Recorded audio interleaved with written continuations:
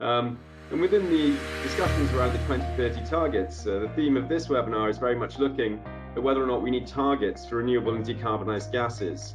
And if we increase the ambition, would we need to be looking at how we could also drive the uptake of renewable and decarbonised gases?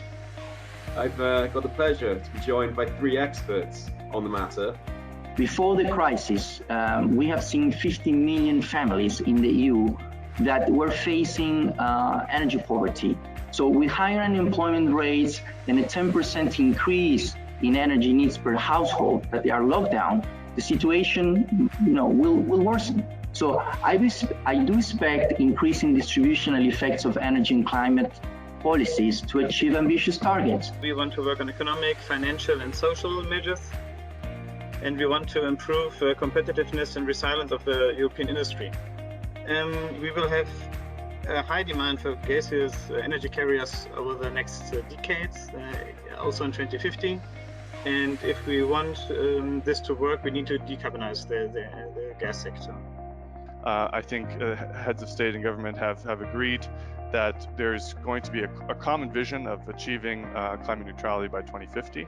It will take a real industrial strategy on the part of the EU to drive forward these technologies and to allow us to achieve our long-term targets. So the conclusion is pretty clear.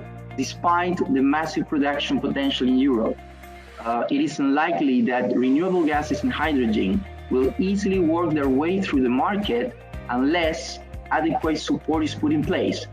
One thing that's very important, so we supported the Green Deal before Corona, and we still think that it should be the core element of the recovery plan. We are open to everything that helps to decarbonize. Green recovery is a fundamental aspect of recovery. Your sector, the gas sector, has the opportunity to start the reflection from a functioning and integrated market that has to lead to decarbonization scenarios with your technologies and adapt to an increasingly disruptive energy system.